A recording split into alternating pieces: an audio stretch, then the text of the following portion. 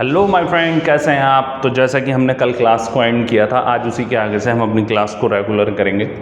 एक और बात मैं आपको बताता चलूं कि ये जो हमारी क्लास है ये some basic concept of chemistry की है, जो कि 11वीं क्लास में है। लेकिन हम इसको कुछ इस तरीके से लेके चलेंगे कि 11वीं क्लास की केमिस्ट्री के साथ साथ हम नीट और JEE के अंदर जो क्वेश्चन इस टॉपिक से आए हैं हम उनको भी क्लियर कराते चलेंगे।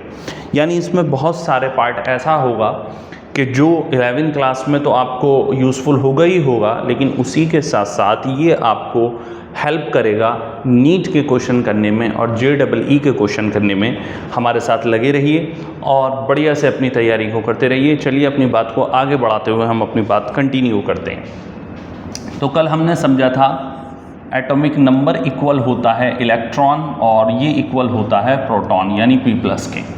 और उसी के साथ साथ मैंने आपको एटॉमिक मास के बारे में भी बताया था। कैपिटल A इक्वल होता है न्यूट्रॉन प्लस एटॉमिक नंबर।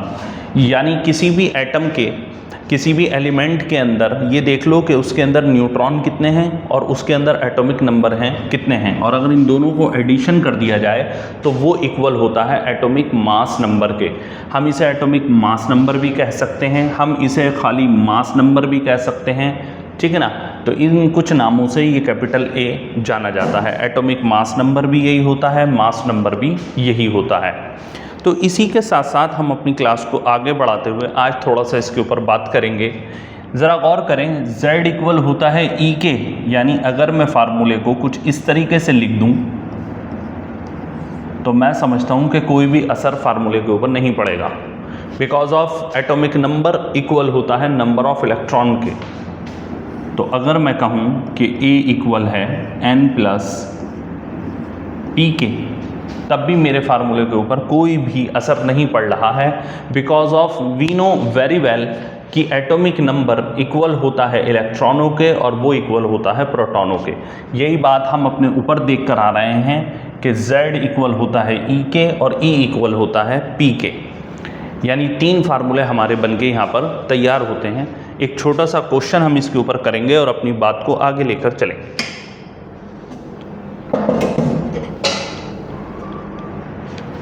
एक छोटा सा क्वेश्चन मेरे पास है, मैं कहूँगा फाइंड कैपिटल A।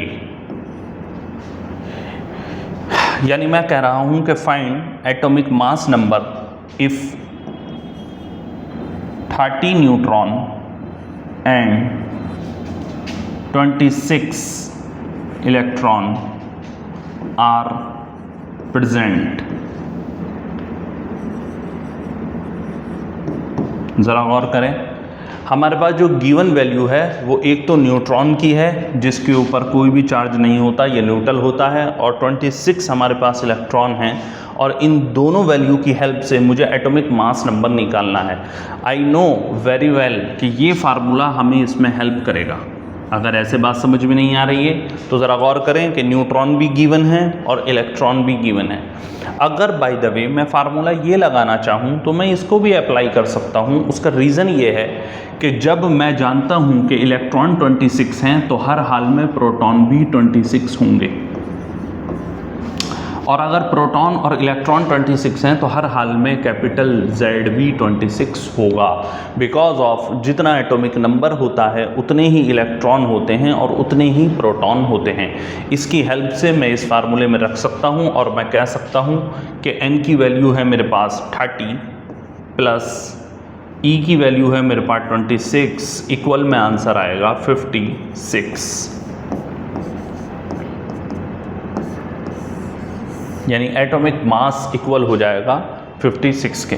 बेटा ये बहुत ही कंसेप्चुअल क्लास है और बहुत ही बेसिक यहाँ पे पढ़ाई हो रही है। बहुत सारे बच्चे इसे देख के ये ना समझें कि यहाँ पर क्या हो रहा है, कोई मजाक हो रहा है, इतना बेसिक पढ़ाया जा रहा है। एक्चुअली बेसिक पढ़ाने का जो मकसद है वो सिर्फ और सिर्फ इतना है कि बहुत सारे स्टूडेंट ऐसे हैं जिनके बेसिक फंडामेंटल जो डाउट हैं वो क्लियर नहीं है। यहाँ पर ये सब चीज़ें बताने का मकसद सिर्फ और सिर्फ इतना ही है कि हम अच्छे तरीके से अपने बेस को क्लियर कर सकें और अपना फंडामेंटल अच्छा कर सकें। क्योंकि जब तक हमारा फंडामेंटल अच्छा नहीं होगा हमें केमिस्ट्री पढ़ने में मज़ा नहीं आएगा। तो इस तरीके से हम एटॉमिक मास को गेट कर सकते हैं और इस तरीके से हम कैपिटल Z यानी एटॉमिक नंबर को फाइंड आउट कर सकते हैं। ये हमारे पास दो मेथड थे जिनके बारे में हमने कल सीखा है। चलिए आगे बढ़ते हैं और देखते हैं कि अब हम केमिस्ट्री में क्या चीज़ सीख सकते हैं। एक चीज़ हमारे पास आती है इलेक्ट्रॉनिक कॉन्फ़िगरेशन।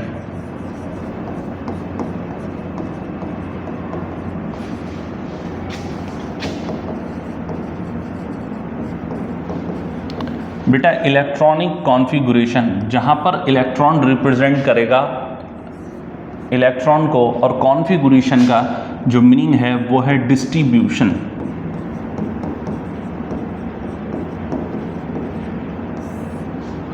तो इलेक्ट्रॉनों का डिस्ट्रीब्यूशन, कहाँ पर इलेक्ट्रॉनों का डिस्ट्रीब्यूशन होता है, अभी हम पीछे पढ़कर आ रहे हैं कि हमारा जो एटॉमिक मॉडल जो कि हमें जॉन डाल्टन साहब ने दिया था उसमें ये बात बताई गई थी कि हमारे पास एक न्यूक्लियस होता है, बीच में एक न्यूक्लियस होता है, उस न्यूक्लियस के अंदर दो स्मॉलेस्ट पार्टिकल न्यूट्रॉन और प्रोटॉन अवेलेबल होते हैं। उस न्यूक्लियस के चारों तरफ बहुत सारी ऑर्बिटल होती हैं और उन ऑर्बिटलों के अंदर इलेक्ट्रॉन नाम का पार्टिकल जो है वो राउंड करता है, घूमता रहता है। तो बस वहीं डिस्ट्रीब्यूट करना है हमें इलेक्ट्रॉनों को। इलेक्ट्रॉनों का डिस्ट्रीब्यूशन ऑर्बिटल के अंदर अकॉर्डिंग टू किसके अकॉर्डिंग करा जाता है उसकी बात हम यहाँ पर करेंगे। मैं इसे रफ करके बात अपनी आगे बढ़ाता हूँ।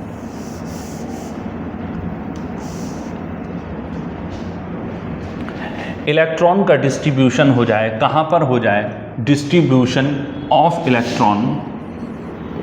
इलेक्ट्रॉन इन ऑर्बिटल, ऑर्बिटल के अंदर हो जाए।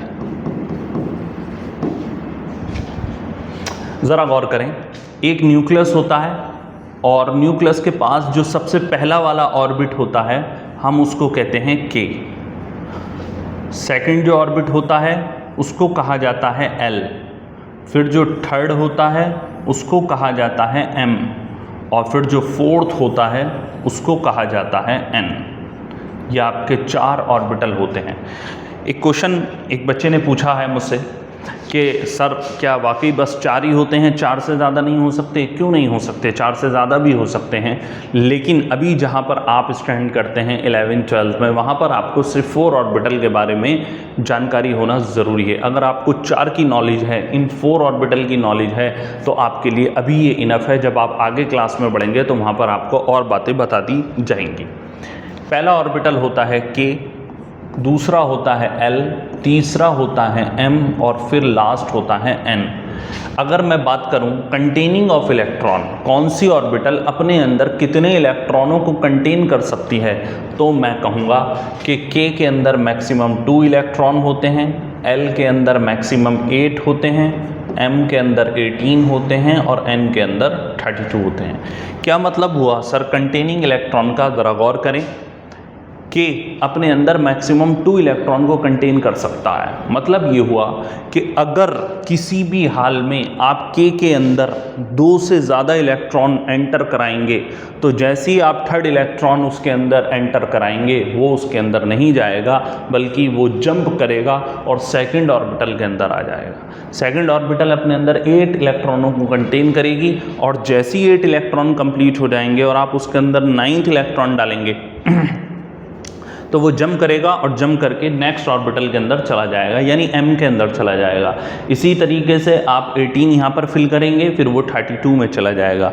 ज़रा गौर करें, यहाँ पर एक बात समझने की ये भी है कि ये जो K होता है ये इसके लिए N की वैल्यू होती है 1, L के लिए N की वैल्यू होती है 2 और M के लिए N की वैल्यू होती है 3 और N के लिए N की वैल्यू होती है 4।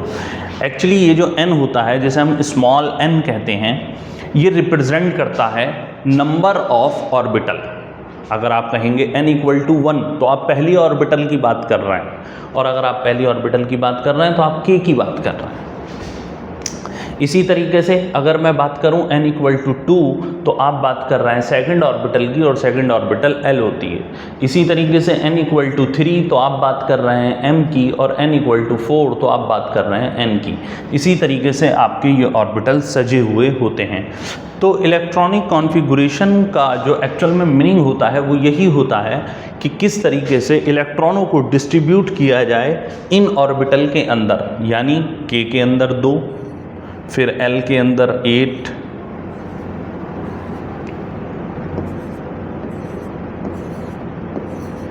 इसी तरीके से n के अंदर 18 और n के अंदर 32। ये होता है आपका इलेक्ट्रॉनिक कॉन्फ़िगरेशन। अब ज़रा गौर करें, ये जो डिस्ट्रीब्यूशन होता है यानी अकॉर्डिंग टू, वो एक होता है आपका KLMN और एक होता है आपका SPDF। ज़रा बात करते हैं, थोड़ा सा SPDF को समझने की कोशिश करते हैं हम यहाँ पर। देखिए, ये जो KLMN होते हैं ये आपके ऑर्बिटल होते हैं, या आप इन्हें शेल कह सकते हैं। क्या है ये? KLMN। अभी हम बात कर गए हैं K के अंदर 2, L 8, M 18 और N 32। अगर मैं बात करूं SPDF की तो बेटा ये कहलाते हैं आपके सब शेल।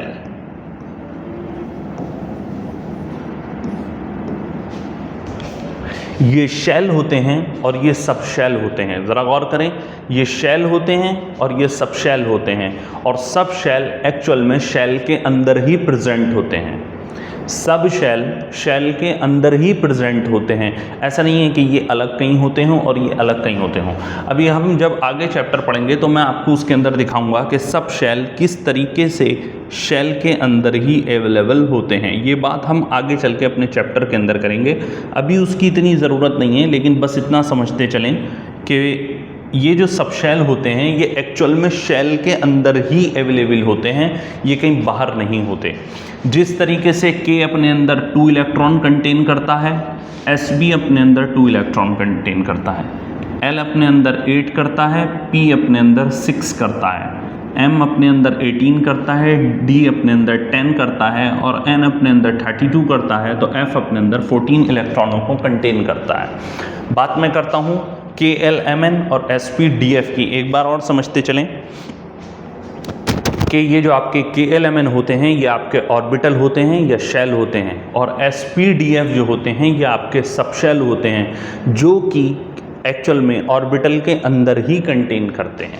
ज़रा गौर करें किस तरीके से कि अगर मैं K की बात करूं तो K के अंदर ओनली S अवेलेबल होता है। आप देखें कि K के अंदर मैक्सिमम इलेक्ट्रॉन 2 और S के अंदर भी मैक्सिमम इलेक्ट्रॉन 2, इलेक्ट्रॉनों का नंबर इक्वल हो गया। लेकिन अगर आप L की बात करोगे तो L के अंदर S तो होता ही होता है, उसके साथ P भी होता है। ज़रा गौर करें, 2 और 6, तो 6 + 2 8। ज़रा देखें, S भी होता है, P भी है और D भी है। 10 6 2। गौर करें, 10 + 6 16, और 16 में 2 ऐड करेंगे तो हो गया हमारा टोटल 18। अगर मैं N की बात करूं तो इसके अंदर S भी होता है, P भी होता है, D भी होता है और आपका F भी होता है। Number of electron 14, 10, 6 and 2। अगर यहाँ पर आप काउंटिंग करेंगे तो 14 + 10 24 + 6 एंड 2, ये आपका आएगा पूरा 32। तो ये इस तरीके से आपके सब शेल कंटेन करते हैं शेल के अंदर, शेल के अंदर ही अवेलेबल होते हैं आपके सब शेल। बस यही बात समझने की है, और यही वो फंडामेंटल क्लास है जिसकी वजह से आपको बार बार ये बात बताई जा रही है कि जब तक हमारी ये चीज़ें क्लियर नहीं होंगी, ये वो फंडामेंटल है आपका कि जब तक केमिस्ट्री का आपका ये क्लियर नहीं होगा, आपको केमिस्ट्री पढ़ने में मे बी पॉसिबल आगे चल के कोई परेशानी आए। इसलिए अभी से आप इसे बढ़िया करके अपना तैयार करिए और समझिए कि किस तरीके से कौन सी चीज़ कहाँ पर प्रेजेंट करती है, कहाँ पर उसकी वैल्यू है। तो ये थे आपके शेल और सब शेल, और किस तरीके से ये अवेलेबल होते हैं और कहाँ कहाँ ये डिस्ट्रीब्यूट होते हैं, ये बात यहाँ तक आपकी समझ में शायद आ गई होगी। नेक्स्ट देखें, अब हम अपने इलेक्ट्रॉनिक कॉन्फ़िगरेशन को आगे बढ़ाते हैं और देखते हैं कि हम किस तरीके से कॉन्फ़िगरेशन कर सकते हैं। मैंने बात करी है आपसे इलेक्ट्रॉनिक कॉन्फ़िगरेशन की, यानी डिस्ट्रीब्यूशन ऑफ इलेक्ट्रॉन की। तो बेटा ध्यान रखना कि ये जो डिस्ट्रीब्यूशन ऑफ इलेक्ट्रॉन होता है ये दो टाइप से हो सकता है। एक बार ये KLMN से होता है और एक इसका टाइप SPDF से होता है। मैंने आपको SPDF के बारे में बहुत सारी बातें बताई हैं जिनको आपको अच्छा करके रिवीजन करके आना है, और जब तक आप इसका रिवीजन नहीं करेंगे तब तक आप इसको समझ नहीं पाएंगे। बहुत अच्छे से वीडियो को पॉज कीजिएगा, वीडियो को दोबारा देखिएगा, बार बार देखिएगा, तो ये KLMN और SPDF आपकी समझ में बहुत ही अच्छे तरीके से आ जाएंगे। बताने का मकसद जो है वो सिर्फ़ और सिर्फ इतना ही है कि हमारा इलेक्ट्रॉनिक कॉन्फ़िगरेशन जो होता है वो दो टाइप से होता है, एक KLMN के अकॉर्डिंग, एक SPDF के अकॉर्डिंग होता है।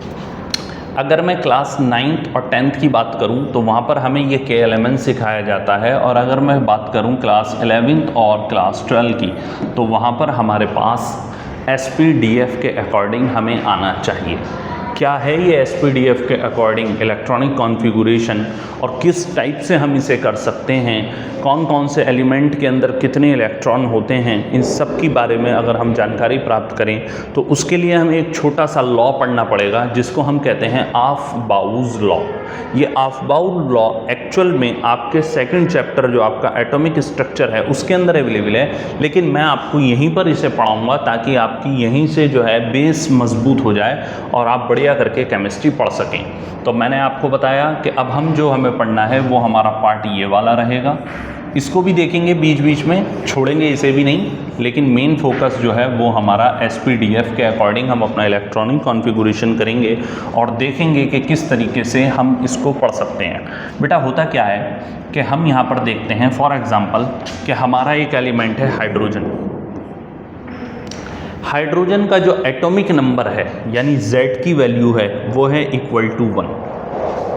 हमेशा ध्यान रखें किसी भी एलिमेंट के बेस में जो नंबर दिया हुआ होता है, चाहे वो राइट साइड में हो चाहे वो लेफ़्ट साइड में हो, या तो राइट में हो या लेफ़्ट में हो, हर हाल में वो उसका एटॉमिक नंबर कहलाता है। और एलिमेंट के टॉप पे जो नंबर दिया हुआ होता है, चाहे वो राइट साइड में हो या लेफ़्ट साइड में हो, हर हाल में वो उसका एटॉमिक मास नंबर दिया हुआ होता है। एक्चुअल में इसको कुछ इस तरीके से बताते हैं कि हमारा एक एलिमेंट है X, हमें नहीं पता ये क्या है, जब भी इसके पैरों में कोई नंबर रखा हुआ होगा तो वो उसकी Z की वैल्यू होगी, और जब भी उसके टॉप पे कोई नंबर रखा हुआ होगा तो वो उसके A की वैल्यू होगी। यहाँ तक बात समझ में आ रही है। अब हम अपने इलेक्ट्रॉनिक कॉन्फ़िगरेशन को आगे बढ़ाते हुए थोड़ी सी बात करेंगे और ज़रा इसे अपने समझेंगे। हमारा एक एलिमेंट है हाइड्रोजन जिसका एटॉमिक नंबर जो है वो 1 है। अगर इसका एटॉमिक नंबर 1 है तो इसका इलेक्ट्रॉनिक कॉन्फ़िगरेशन मैं SPDF के अकॉर्डिंग करूं तो वो इस तरीके से कुछ आता है कि हाइड्रोजन का एटॉमिक नंबर 1 है और वो आएगा 1s1। अगर सेकंड है हीलियम जिसका एटॉमिक नंबर 2 है। अगर एटॉमिक नंबर 2 है तो हर हाल में इसके अंदर 2 ही इलेक्ट्रॉन होंगे। क्यों? क्योंकि बहुत पुरानी बात हो चुकी, Z इक्वल होता है E के, इक्वल होता है P प्लस के।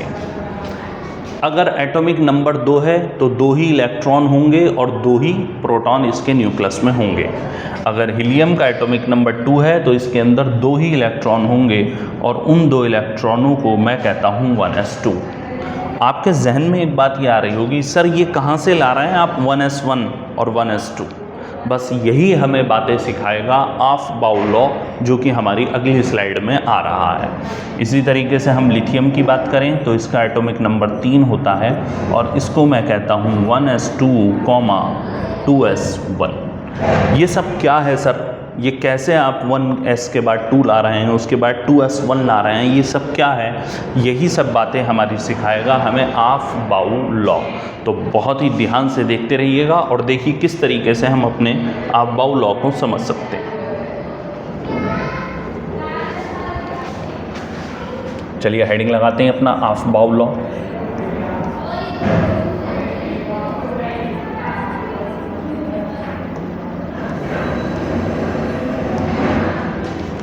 बेटा ऑफ-बाउज लॉ ये कोई रिटन में लिखने का नहीं है, बस ये समझने का एक लॉ है और समझने के लिए हम इसे लिखते हैं। इसका तरीका क्या है कि सबसे पहले आप 1 से लेके और मिनिमम 7 तक एक नंबर लिख लीजिए।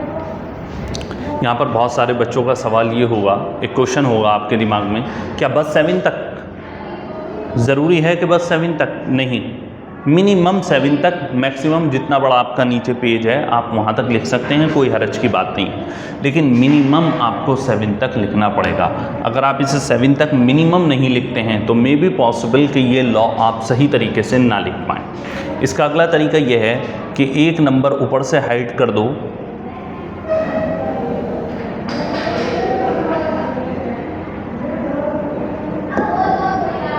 एक नंबर ऊपर से हाइड कर दें और एक नंबर नीचे से हाइड कर दें, तो बचा हमारे पास 2। 2 के सामने आइए और 2 और 3 के बीच से लिखना शुरू कर दीजिए। 2 3 4 5 6। आगे फिर वही काम कीजिए, एक ऊपर से हाइड करिएगा और एक नीचे से हाइड करिएगा। आया 3 और 3 और 4 के बीच में से लिखना शुरू कर दीजिए। 3 4 5। फिर आगे वही कंसेप्ट, एक ऊपर से हाइड कीजिए, एक नीचे से हाइड कीजिए, आपके पास बचा 4 और 4 और 5 के बीच से इसे लिख दीजिए। ज़रा गौर करें कि इस तरीके से जब ये हमारा डैशबोर्ड तैयार हुआ तो हमने पहले वाली जो रॉ है हमारी, उसको हमने एस की रॉ माना।